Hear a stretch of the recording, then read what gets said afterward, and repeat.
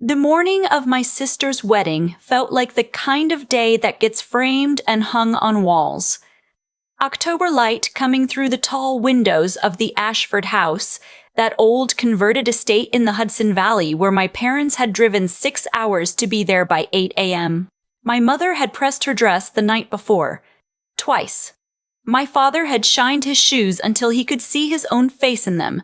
I remember thinking, standing in the bridal suite watching my sister Addie fidget with her veil, that everything was exactly as it should be.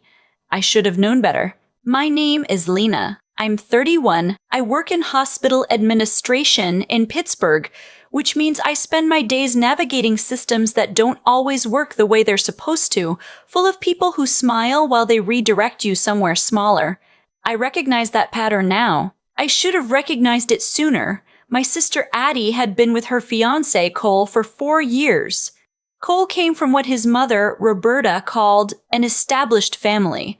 She said it the way people say grace at dinner, automatically, like a reflex, like it cost nothing. Cole's father had built a regional logistics company from the ground up and sold it in 2019 for more than I'll see in my lifetime. That kind of money doesn't just change what you own. It changes how you see, what you think you deserve to look at, and what you think you can afford to look away from. My parents are not wealthy. My father retired early because his back gave out after 23 years working HVAC installation across 3 counties in western Pennsylvania. My mother is a school librarian.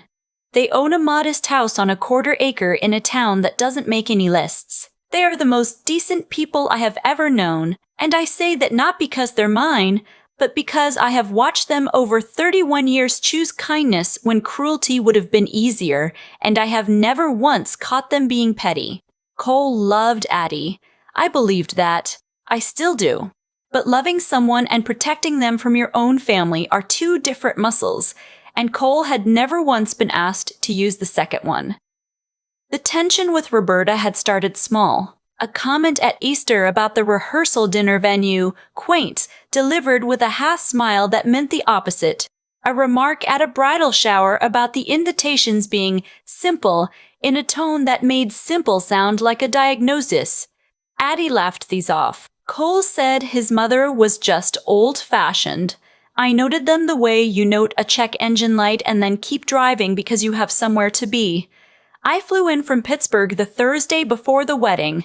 My parents drove up Friday morning. We were supposed to be seated at table 1, the family table, the head table, positioned directly beside the small elevated platform where Addie and Cole would sit during the reception. That's what the seating chart said. I had seen the chart. Addie had shown me a photo of it 3 weeks before. Table 1, Mom, Dad, me, my Aunt Carol, Cole's parents, Cole's brother and his wife. 1 table, 2 families. That was 3 weeks before. I found out about the change the way you find out about most things that were done, without your knowledge, by accident, while looking for something else. I had gone down to the reception hall about 40 minutes before the ceremony to leave a card I'd written for Addie on the gift table because I knew I'd forget later. The space was already set up, the florist people doing final adjustments, white ranunculus everywhere. Addie had chosen because she said peonies were overdone. I walked past the tables and I glanced at the name cards, just habit, the way you glance at things when you pass them. Table 1 had been reset. I stopped. Cole's parents. Cole's brother and his wife. Cole's aunt and her husband. Cole's college roommate and his wife. Cole's cousin who I had met once and who had made a comment at the engagement party about Addie being a project. 9 people, all from Cole's side, filling every seat at the table closest to where my sister would be sitting for her wedding dinner.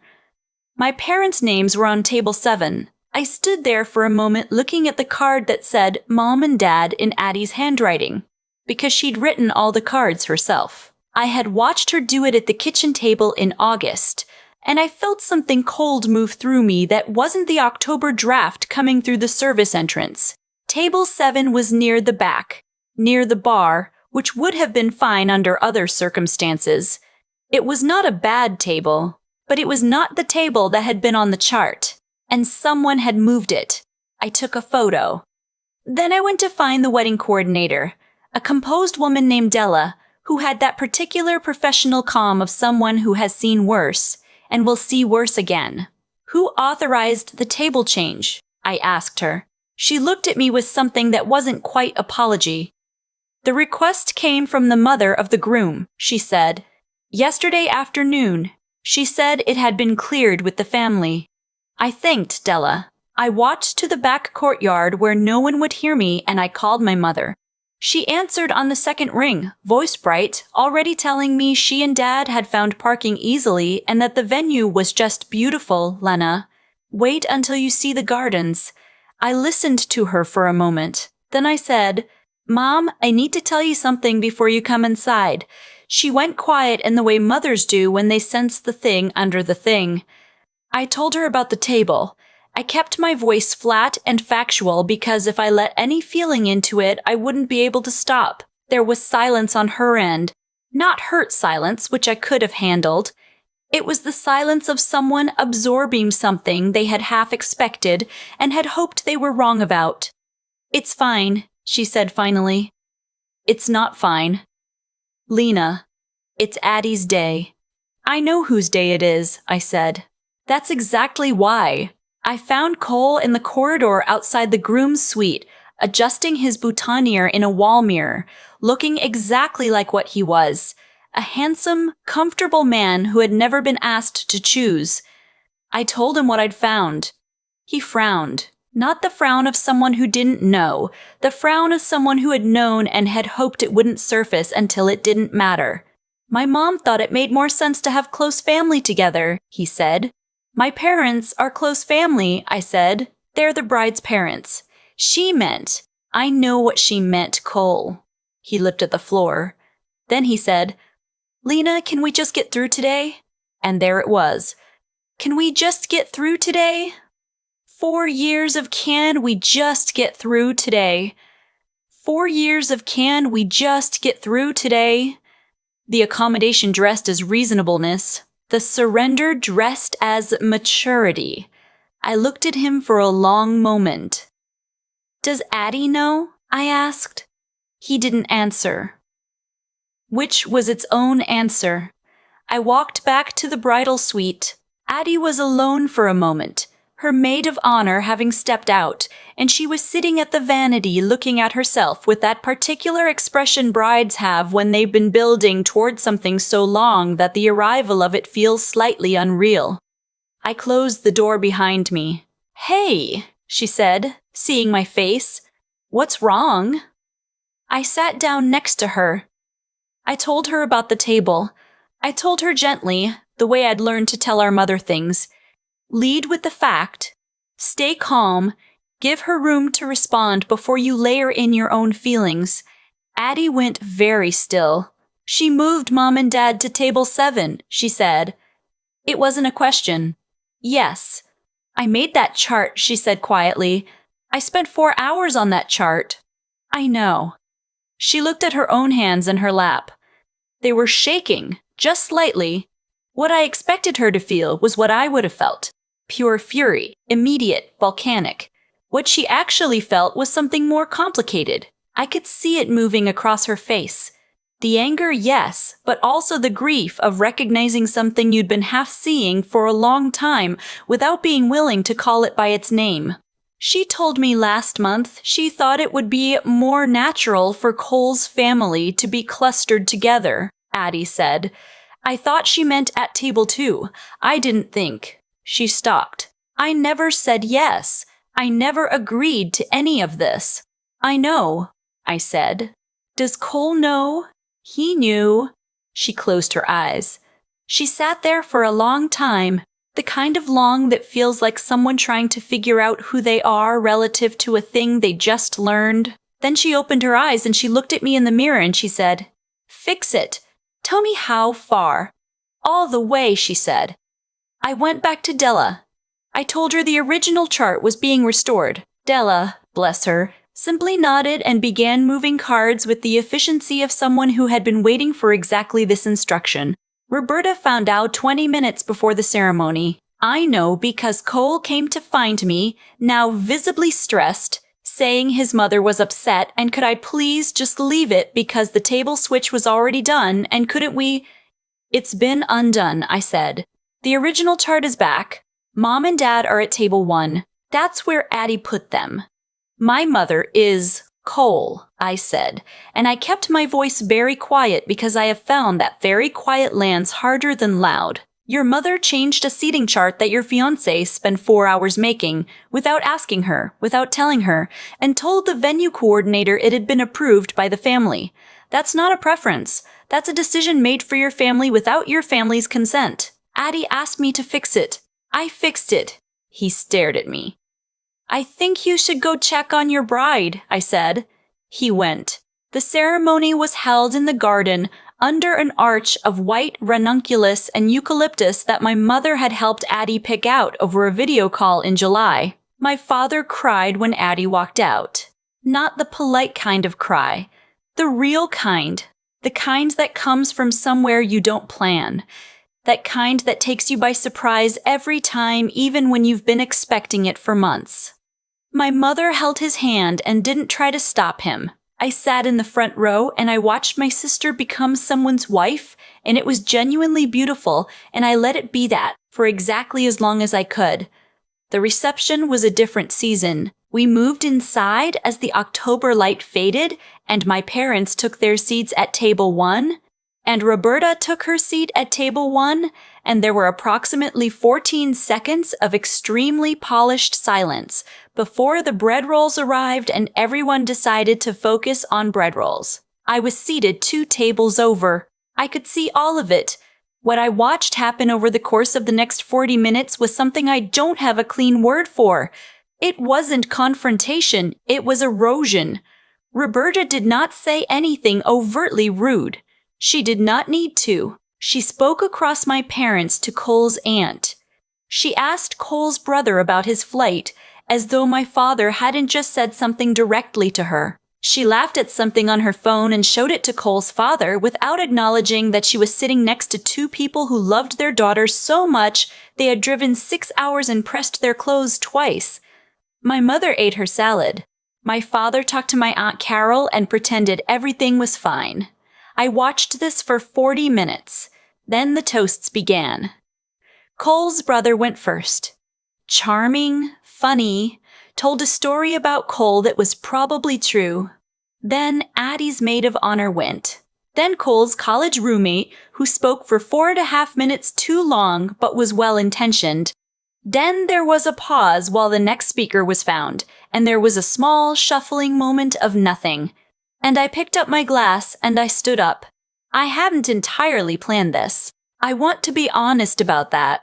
I had a vague sense, somewhere between the salad and the second toast, that I was not going to be able to sit through this reception and feel the way I was feeling and say nothing. But I hadn't scripted it. What I said came from somewhere more direct than planning. Hi, I said. I'm Lena. I'm the bride's sister, and I want to say a few things. Addie looked at me from the head table. Her eyes were calm.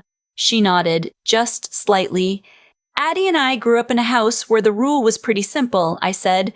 You show up, you do the thing. You don't make the people you love feel small so that you can feel bigger. Our parents taught us that. Not with a speech. With 30 years of doing it over and over in grocery store parking lots and school pickup lines and hospital waiting rooms at 2 in the morning, they are the reason my sister knows how to love somebody. They are the reason she picked someone worth loving. I paused. I looked at Cole. He was watching me.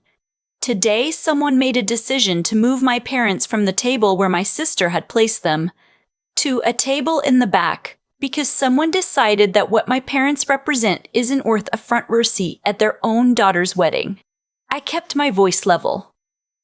This was important to me. Level, not loud. I want to be clear about something. My parents are here because my sister invited them. They are seated where my sister placed them. And anything that happens in this family going forward happens with that understanding, that Addie's choices are Addie's choices, and anyone who tries to override them is going to find that a lot harder than they anticipated, because I'll still be here, and I'm less patient than she is. The room was very quiet. "To Addie," I said, raising my glass, "who deserved today to go exactly as she planned it. Most of it did." There was a moment, one of those moments where a room decides what it's going to do, and then people raise their glasses, and some of them laughed, and some of them didn't, and I sat down. Addie was looking at me with an expression I had seen exactly once before, when she was 9 and I was 13, and I had told off a girl at school who had been making her life miserable for a month. That expression, that particular one. My father reached across the table and put his hand over my mother's. Roberta did not speak for the rest of the reception. She left 40 minutes before the cake cutting. Cole's father stayed. He shook my father's hand before he left and said, "Your daughters are something else." And my father said, "I know it." And the whole thing took about 12 seconds and contained more actual warmth than anything I'd witnessed from that side of the room all evening. Cole and Addie danced their first dance to a Fleetwood Mac song Addie had been saying she would use since she was 17. Cole held her like he meant it. I think he does mean it. I think he is also going to spend the next several years learning that meaning it and doing something about it are not the same thing, and that his wife knows the difference. I flew back to Pittsburgh on Sunday. My mother called me when I landed. "How are you feeling?" she asked. "I don't know," I said. Like I did the right thing. And like it's going to cost something. "Things worth doing usually do," she said. She didn't tell me I shouldn't have said it. She didn't tell me I should have. She just sat on the line with me for a while, which is the thing she has always known how to do. My father got on, briefly, and said, "You sounded good up there, Lena," and then gave the phone back because he is not a long phone call person. Addie texted me that night. She was already at their hotel, the first night of what was supposed to be 3 days in the Catskills before a longer honeymoon in the spring. The text said, "I've been thinking about what you said. I need to have a real conversation with Cole this week. I should have had it months ago. Thank you for buying me time to do it right. I didn't know exactly what that conversation would look like. I still don't. Addie is smart and careful, and she loves Cole, and she knows her own worth, which is the combination that tends to either fix things or end them cleanly, and either way, she'll be okay. What I know is that my parents drove 6 hours and pressed their clothes twice, and they sat at table 1, where my sister always meant for them to sit. And nobody moved them. I'm back in Pittsburgh now. I have a pile of laundry I've been meaning to do since Thursday. I have a staff meeting Monday morning about a scheduling system that doesn't work and hasn't worked since March. Everything is exactly as ordinary as it always is. But I keep thinking about my father's face when he shook Cole's father's hand. That 12-second moment. Dignified, easy, like it cost him nothing, because it didn't. Because that's who he is. That's who they both are. And I spent 31 years watching it, and I finally said so out loud, in a room full of people who needed to hear it, at the exact moment it could still matter. I don't know if it changed anything. Sometimes you say the true thing and nothing shifts at all. But sometimes the true thing is the one that stays in the room long after everyone's gone home, sitting in the empty chairs, waiting for people to come back to it. I think this might be one of those times.